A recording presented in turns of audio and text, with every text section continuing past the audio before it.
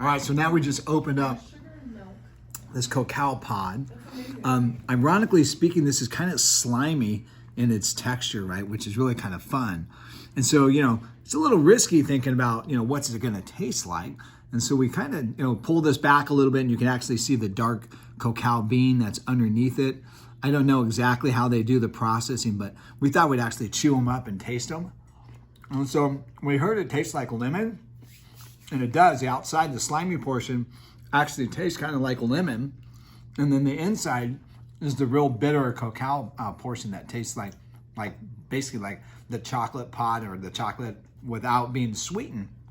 Ironically speaking though, with the sweetness on the outside and the pod on the inside, it tastes really good. That's something you could just like sit down. I've eaten 5 of them already. That's something you can just eat all day long. This is like candy on itself. This is pretty amazing. Cool stuff. Love to see you have a bite someday.